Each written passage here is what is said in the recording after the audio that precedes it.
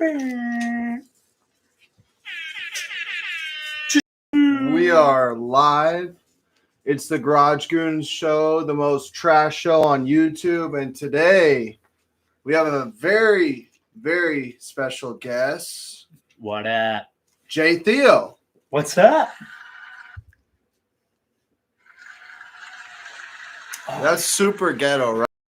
Today it's smartphone, tomorrow mixer / soundboard. So that's going to be good. So man, tell the people about yourself. First off, plug your Instagram, all media. Where can the ladies send you nudes and the guys send you dick pics? What are we doing here? My name is Theo. Jonathan, but I go by Theo. It's my stage name. Instagram J_Theo Music, and I'm only on Facebook too. Unfortunately, I don't have the Snapchat, so you can't send me, boobies or dick shit. So yeah. It's cool though, So, you're a hip hop artist. I probably should have made that clear. Not really doing my job. But tell the people. Give me a little bit of insight. What made you drawn to hip hop? What made you participate in it?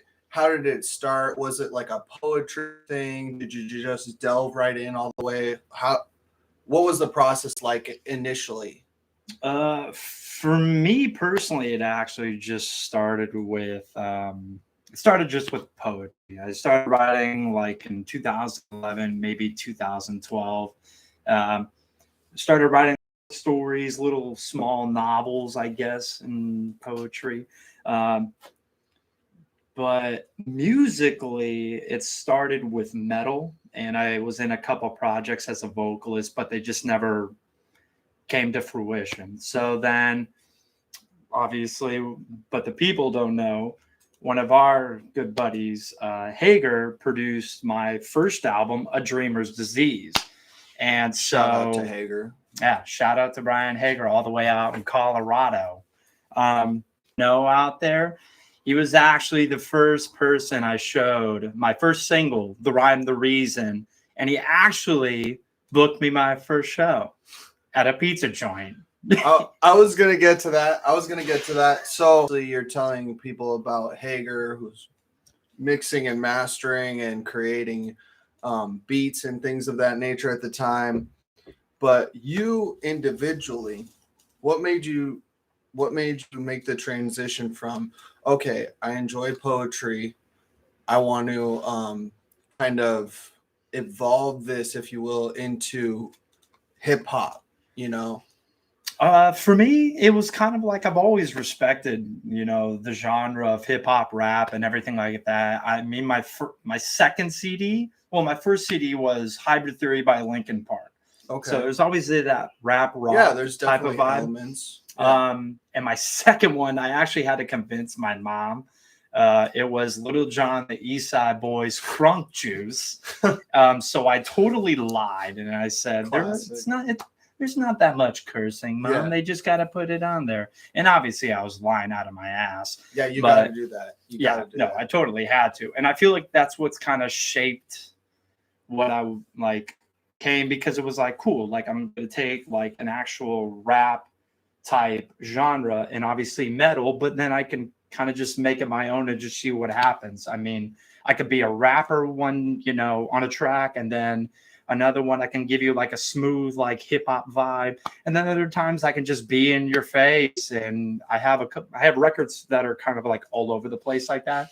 I don't feel like my music should be confined in a box. So yeah, hip hop can be however I perceive it.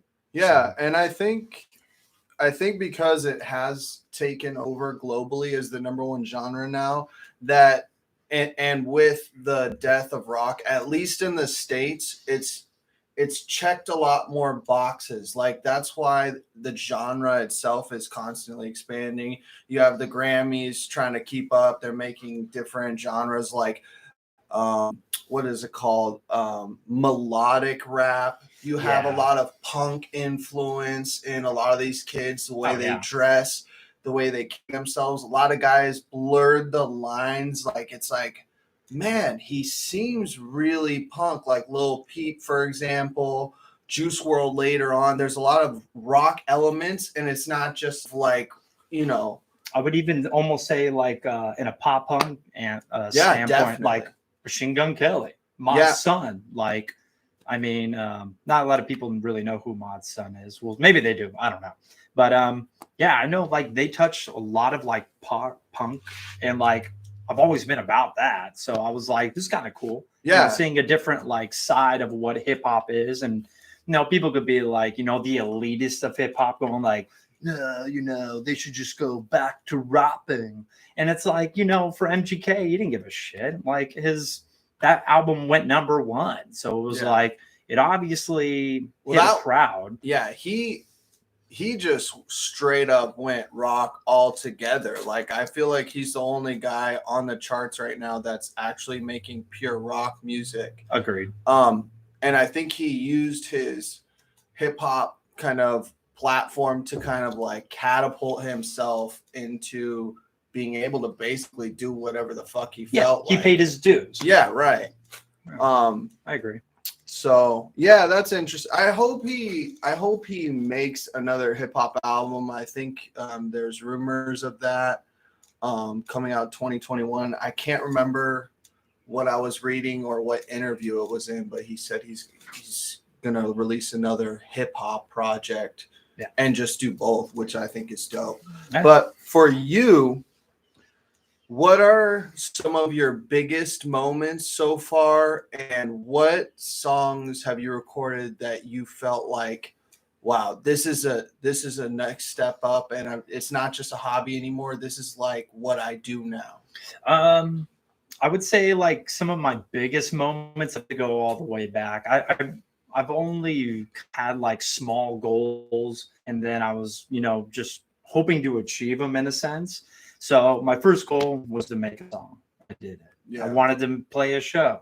I did it. I wanted to make a music video. I did it. So it was like, okay, now let's start making these goals a little better. Like fine tune it. Yeah. Yeah. So it's not like, well, now I'm going to release 2 songs. It was like, no, let's take a step and just let's release a whole album. Right. And, you know, let's play some shows off of it. I guess like my finest moment was either when you and I went to the library in Theo and I did that small little strip set, which I've never done before in my life. And I played some songs of mine, but I just stripped them down in like a spoken word. It was kind of like MTV Unplugged vibes. Yeah, exactly. Just in a library. Yeah. And like, seeing people just coming up to me that you told me that like really enjoyed it,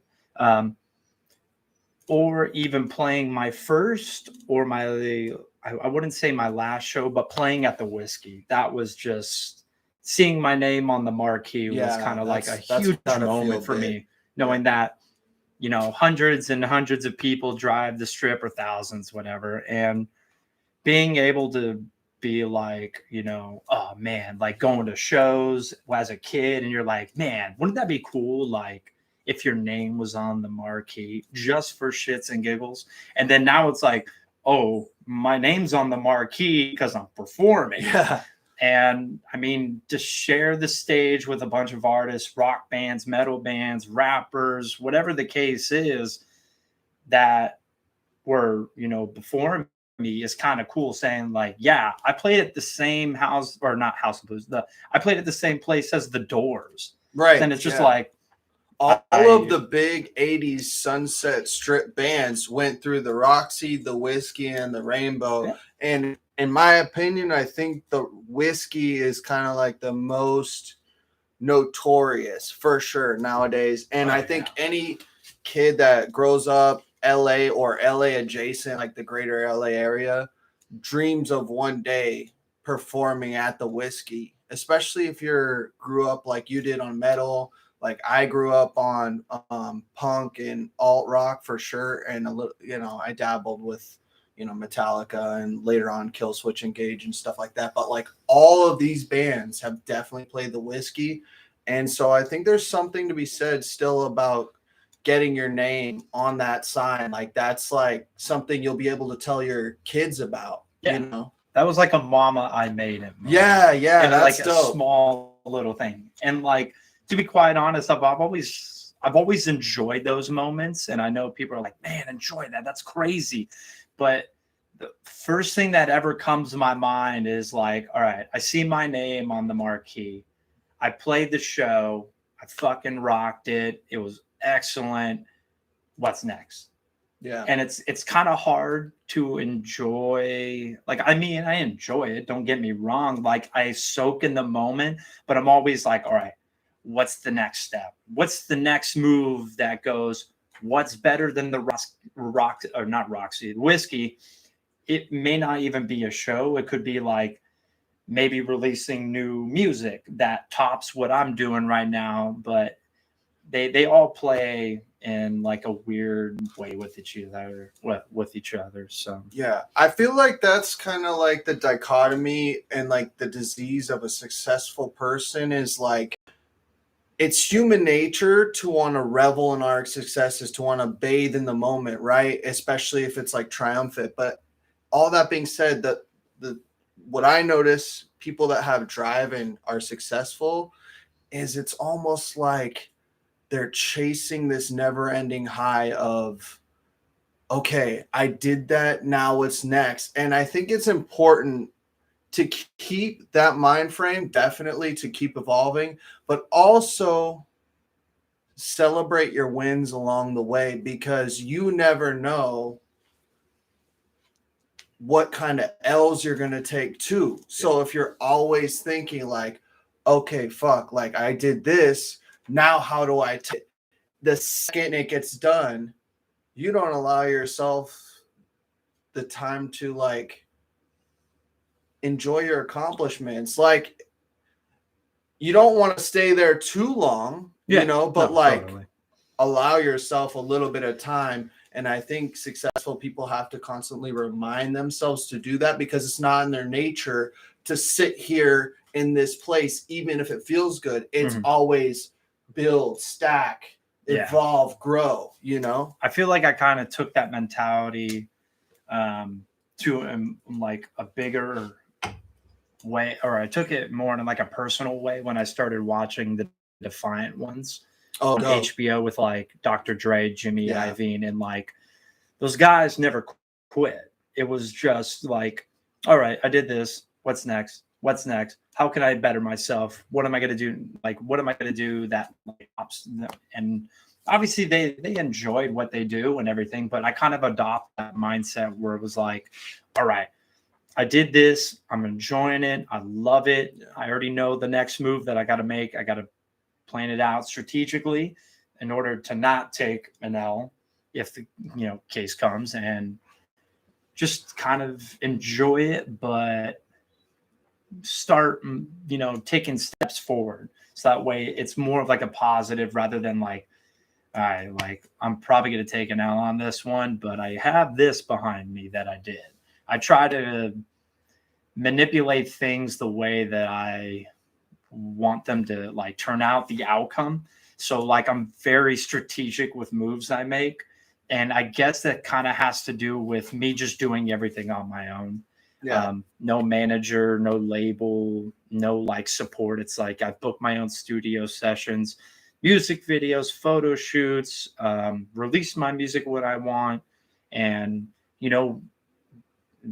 that's kind of just how it is, because I don't want to rely on other people to maybe help me do it. So it's not saying that I don't appreciate the help, but I've always been just like, all right, I'm going to do it my way. How am I going to do it? Enjoy what you have right now, but let's keep working. Let's keep building that. So that way people can't take that away from you. Like, well, Yeah, no, that makes sense. Speaking of,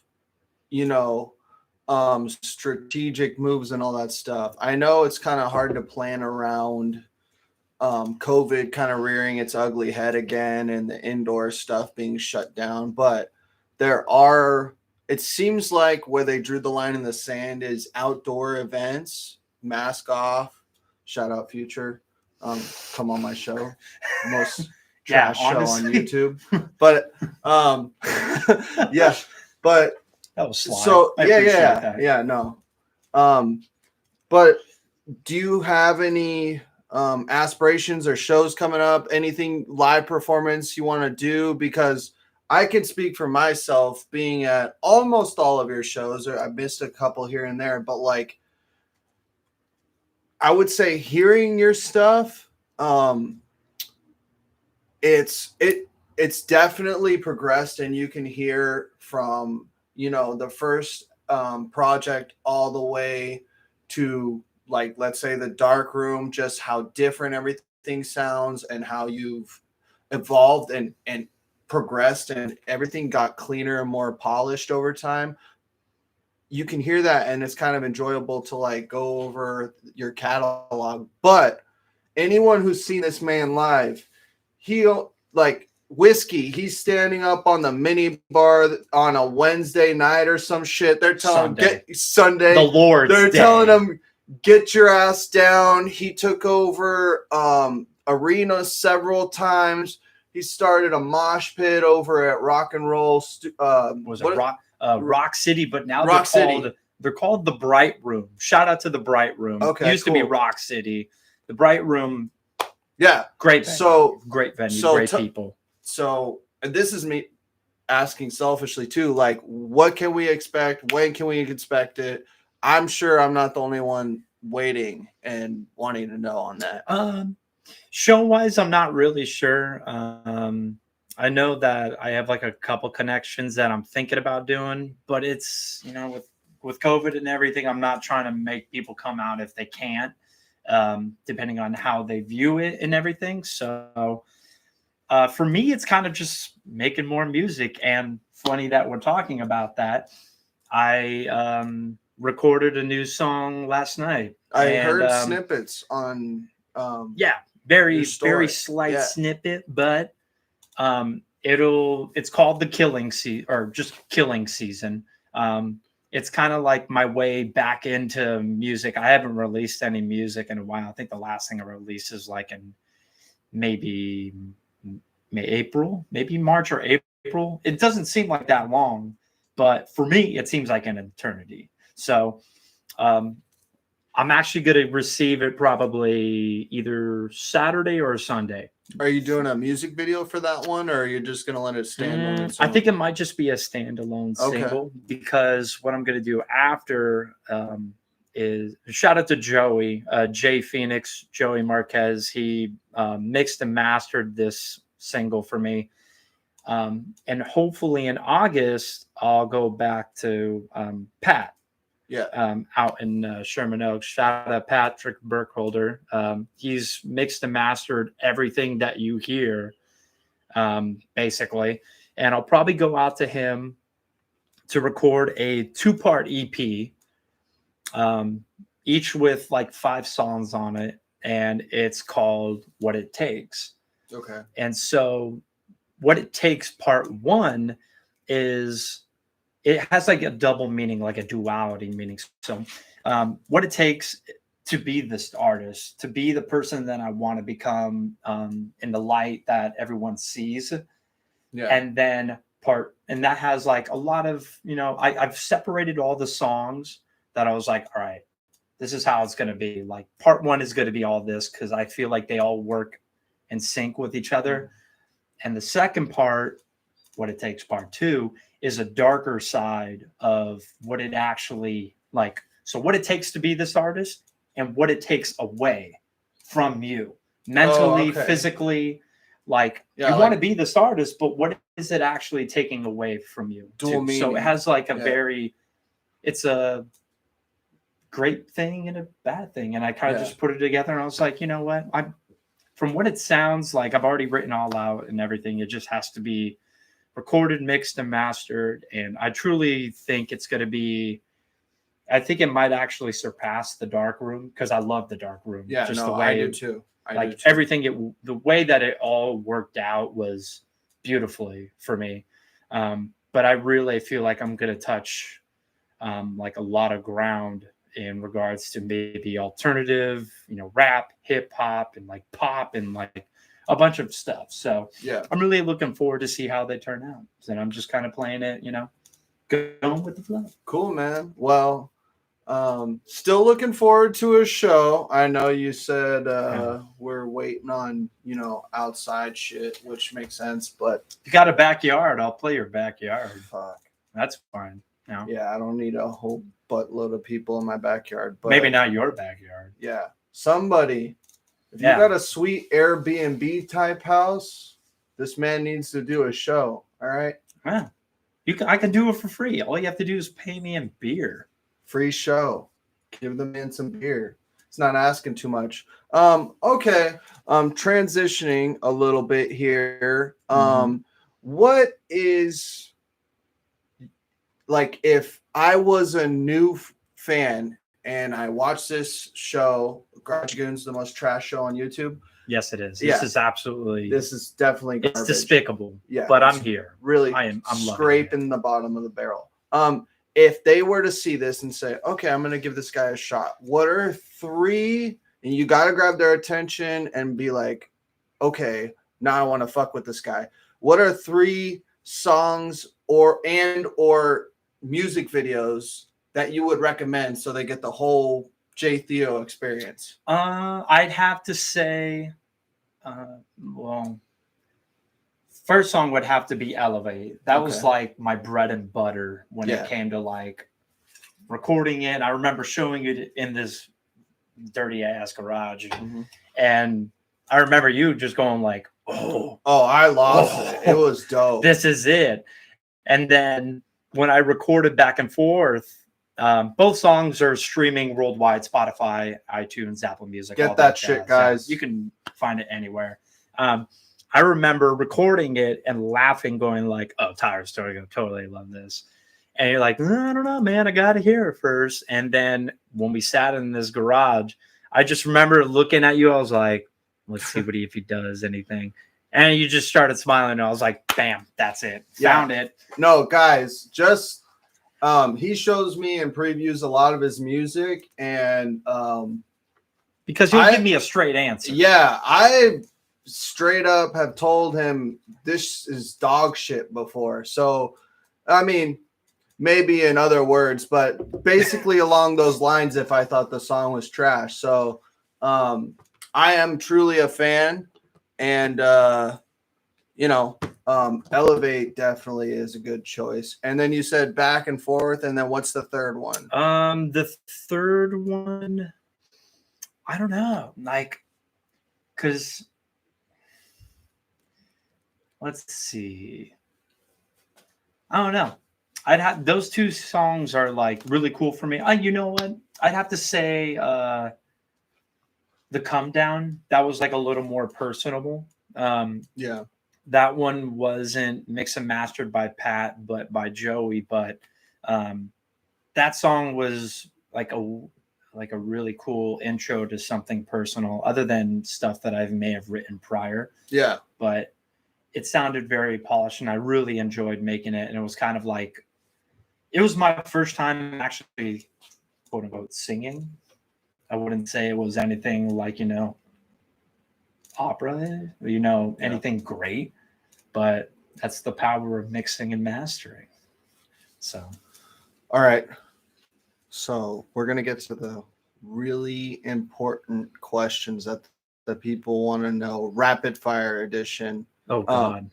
Sounds like one of those let me know when you're ready. Shitty Family Feud games. Yeah. Okay. Right, I'm in. You ready? Okay. Let's run it. Stand or sit when you wipe your ass? Stand. Ladies or women? Women. Dogs or cats?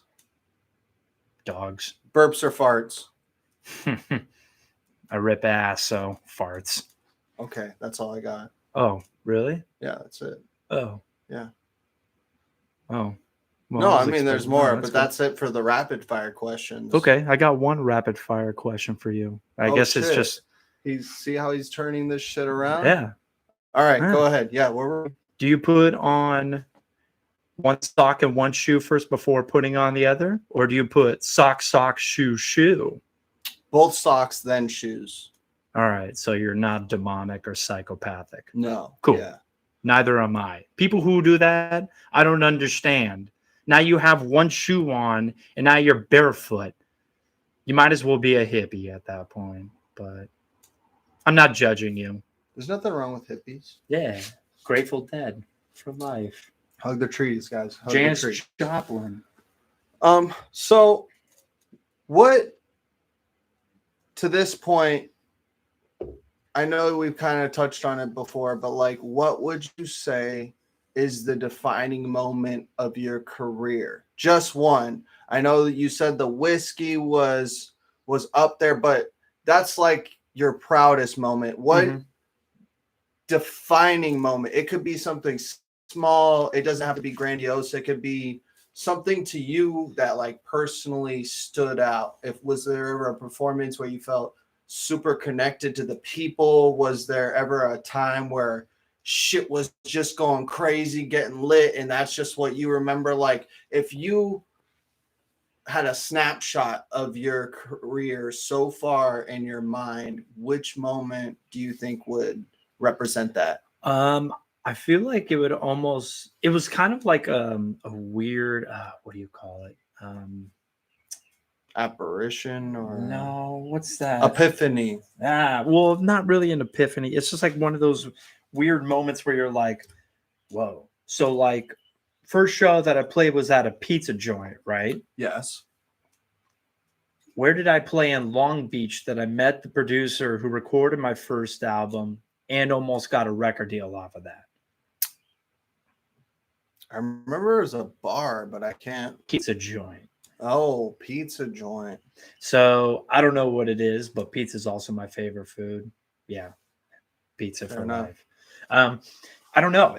That was man, I can't even think of I can't even like think of the word that's gonna bother me. But that, and when people actually that have never seen me live, don't even know who the hell I am, come up to me and have been like, can I get a photo or an autograph? And I'm like, well, you're talking to me. I'm like, that's cool. Yeah. I mean, sure. That happened at the whiskey. Like I don't know how to ever be fully like not comfortable, but like fully like, whoa.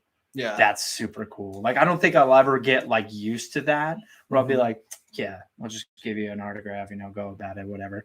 Like, I'm always going to be like, whoa, this is actually kind of weird. Because I mean, whatever happens down the line, I play a show out of state, I play for like 100 people or however many.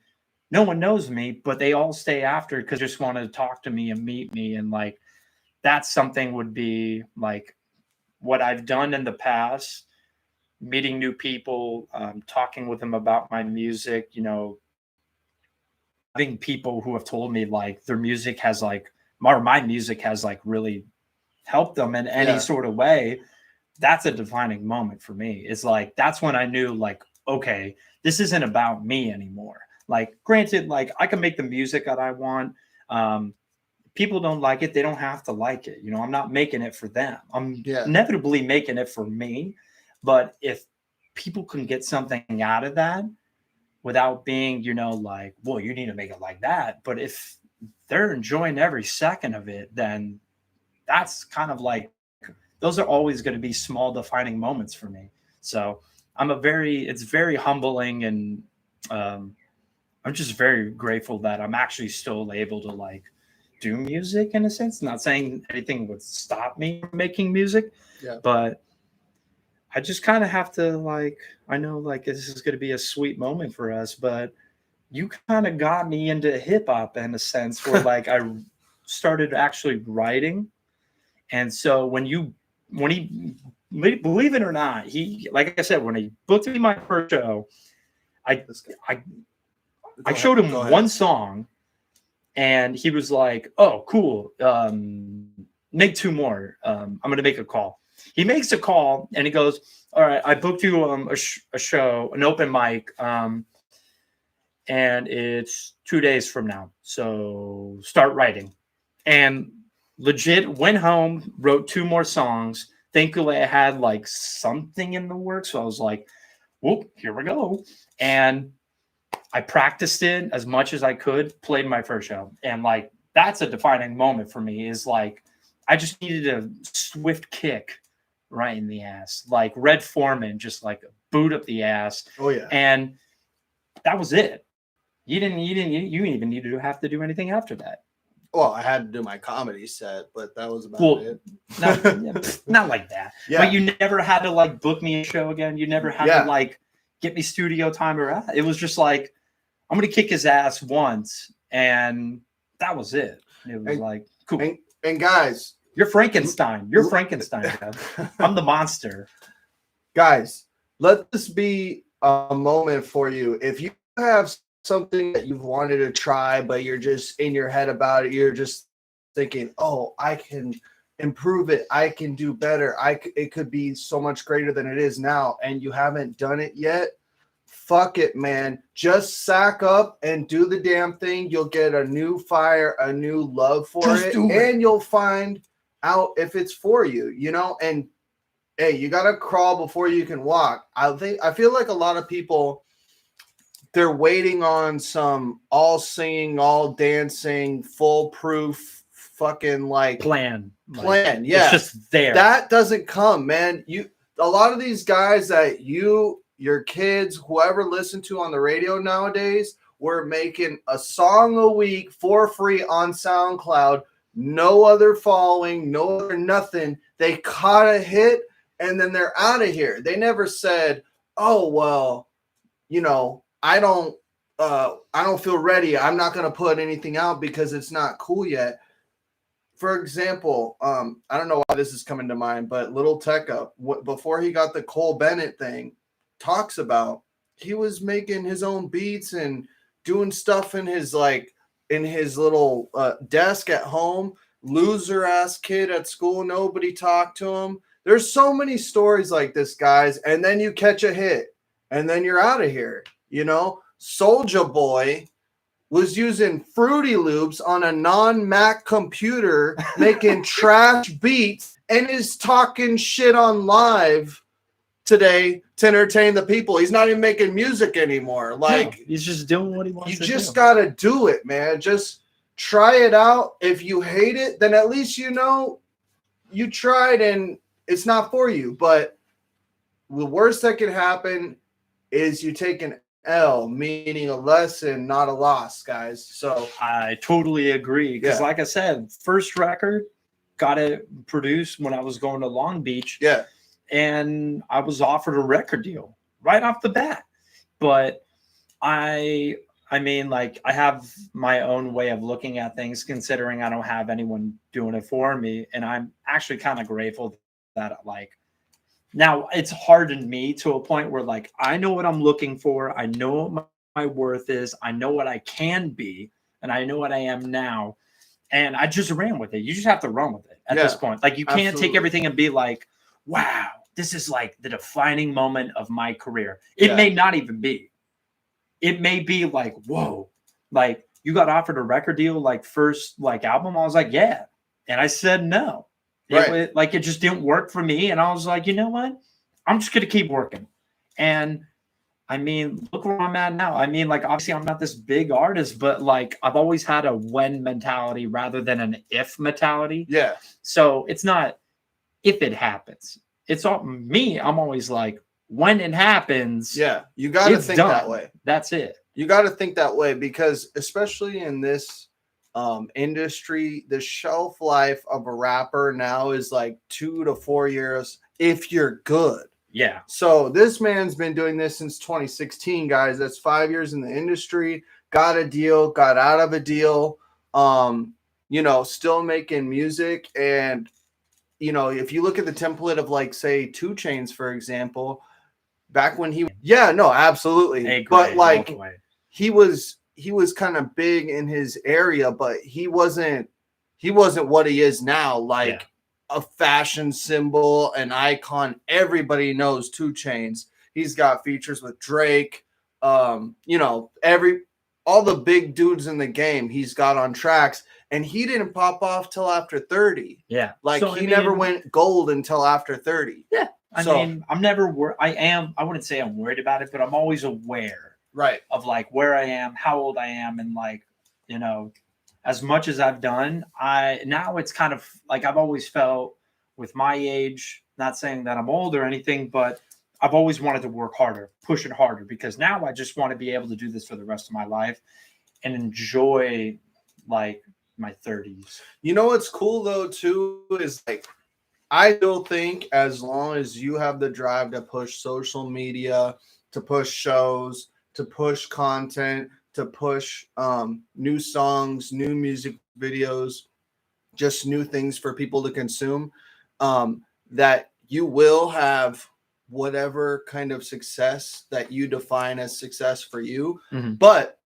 let's say, and I'm not saying even like think about this like as a realistic outcome, but let's say, listen, it never pops off.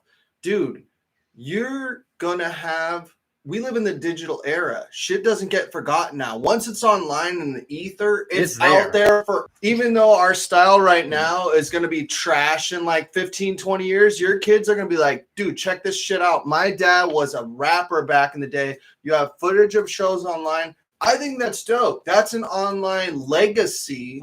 That's viral proof of existence. A lot of people had to be really, really fucking great to get recorded in history before. And now everyone's their own business. Everyone's their own mogul. And you have proof of that with your music videos and your social media. And I think that's super cool. And I think there's a lot of opportunities still to come. I think you just have to capitalize on the moment and be an opportunist. You know? Yeah. I mean, there are certain things that I have never told the public, like in the background of like my music and the deals that I may have dealt with or have already signed to. Right. I mean, there's stuff that you know that a lot of people don't. About I know nothing. All right. He doesn't know anything. But if I had to waterboard him, he would know. Or maybe if I just bought him a 6-pack and be like, tell the people. And he's like, all right, fine, a 6-pack of Rockstar. Ah. I ain't never snitching. I know. Not like that. But like,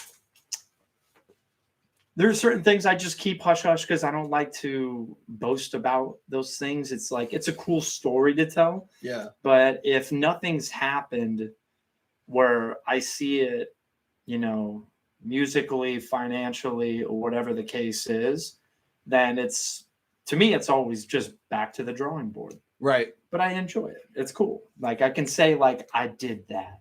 Like I got my foot in that door. Yeah, I met absolutely. these people. I did this on my own. But now it's like, now what can I do to actually kick in that door and be like, Kool-Aid man, yo. And they're just like, here it is. I may not even want to sign a deal. I mean, there's so many artists nowadays that are just going independent. Oh, everybody that has I've their seen, own label. So yeah, everyone that I've seen interview that is truly calling their own shots. And guys, nobody in the industry owns their masters. That's why, like, a zillion years later, all of these artists that are huge, Fleetwood Mac, who else is out? The Beatles, Pink Floyd. No, sure I think the Dream was one of them. These catalogs are being own all of that, and then they're just cashing out because they realize, okay, well, we can sell them to these media companies that can pump them out in commercials and, you know, social media ads, all kinds of shit that they can capitalize in owning this catalog. So all the artists say, Prince said this, Michael Jackson said this, Paul McCartney's talked about this. If you can own your masters and be independent, it's better to be independent and having your sanity. Your sanity and a more low-key empire than a lot of these rappers you see online counting money, Lamborghinis in the background, 100 That shit's women. rented. They probably rented. They're broke. The money in their hands is everything in their account. And the jewelry they have is they either fake or they do deals with jewelers that aren't put on yet, that they do shouts out on Instagram like, yo, shout out to my boy from XYZ Jewelers for giving me this crazy piece. And dog, their whole net worth is in their hands and around their neck. You don't want that, man. That's how you flame out. That's how all these guys end up just falling in the dumpster. No sustainability. Yeah. If you can own your masters and stay independent and maybe just get like a distro deal from like Empire or something, or Paper Route or whatever these companies are, do that. But, you sign, yes, you get a lot of perks. Your music videos are going to be lit. Your connections are going to be through the roof. You're going to you're going to owe a lot. You're going to owe a lot. And what you actually have is the expectation to hit big every single time. Otherwise, you're going to owe them a lot, and then they take that debt equity that they have accrued with you because now you have 2 bangers and you haven't had a song in 6 months and they're looking at you sideways.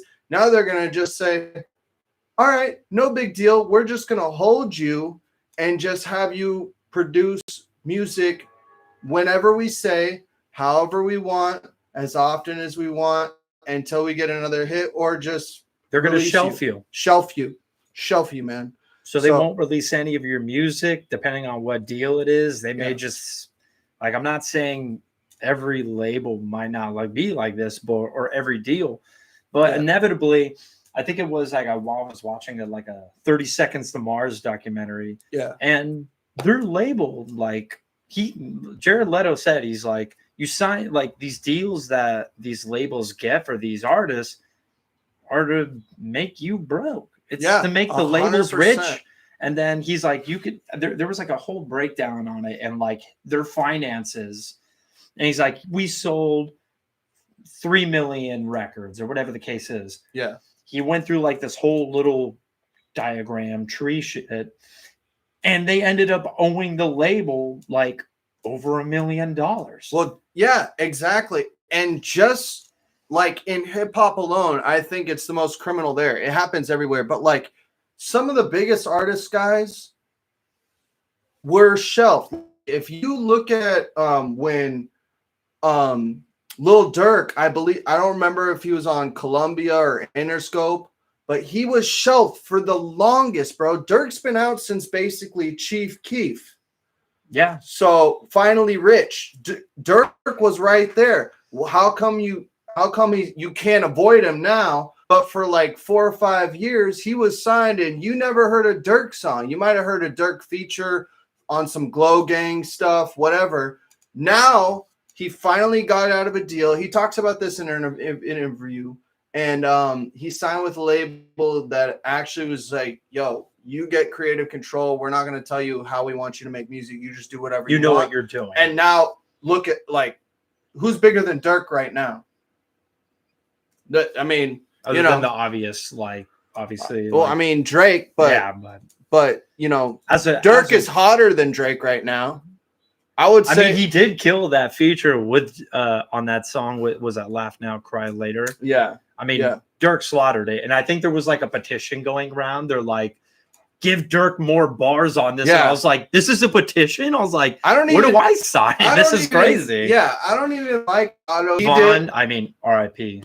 R.I.P. King. What he did on Three-Headed Goat and also Pooh Shiesty. Oh, yeah. Dude, he's fucking on fire. Lately, a lot of people don't realize, is a lot of these melodic guys, even, and he actually knows how to sing, too, which, and, forget the auto-tune. The guy can sing. Yeah. He's got bars. And sorry, you were loving his music when he was releasing the auto-tune stuff. You don't have to admit it to yourself or tell your friends, but you liked it.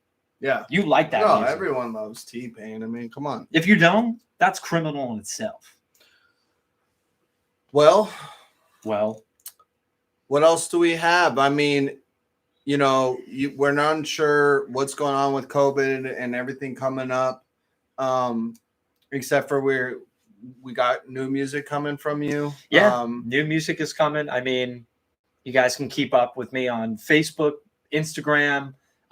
Plug your shit one more time. Oh, well, I don't like to be on social media as much. I like to enjoy life as it is, hang out with my friends, but I'm never posting my personal stuff on there. So if I'm never on there, that happens. But when I'm on my music game and like I'm releasing new stuff, I'm always on there promoting it. Instagram, J_Theo music, or if you just look at my hat, J-Theo, you could probably type that in. Same thing with Facebook. I'm on there as well. You can find my music, Spotify, Apple Music, iTunes, Amazon, Google Play, YouTube, Tidal. It's all over out there. So, I mean, other than that, guys, we'll go ahead and drop his Instagram and everything in the comments section.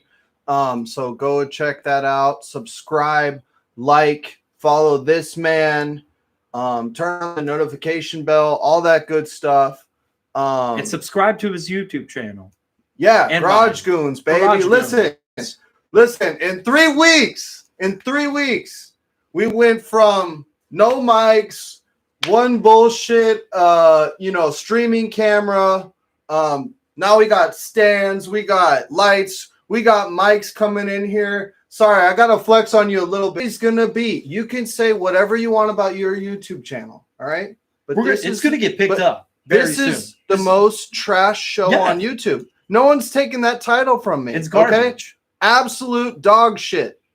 Okay, I mean, but you gotta drink Tapatio thing in here. Listen, hey, Tapatio. We need that. I need that sponsored money. All right. What about this?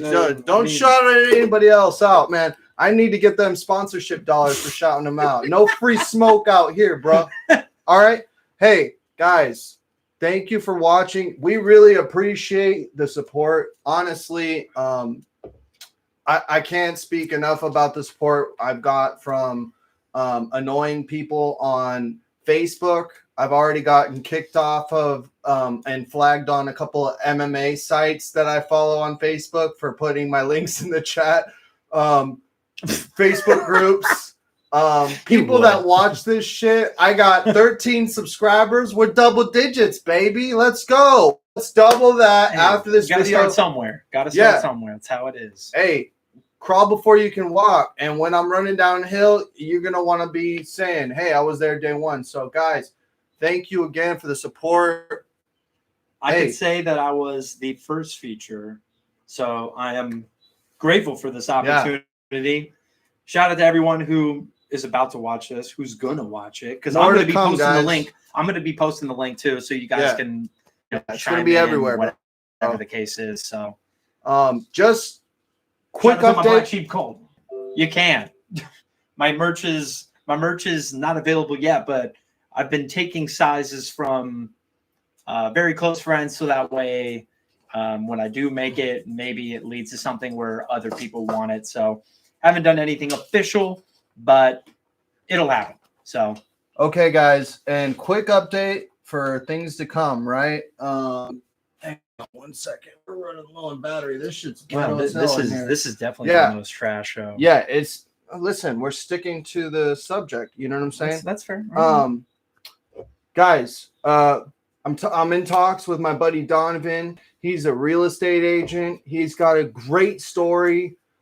We played phone tag today, but I'm going to try to line that up. Also, Nick Schmidt, where's my beer pong table, bro? Bring it back. We're going to have him come in. He's co-founder of the Drunk Olympics. It's a legendary SEMI event.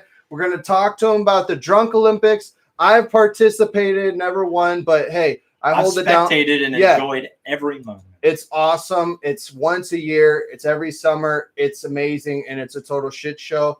Jamie Kaufman, we're going to have him on the show. Very talented photographer. He's actually photographed me and done my live He's shot a couple of John shows, a bunch of hardcore shows, a bunch of metal shows, some punk shows mixed in.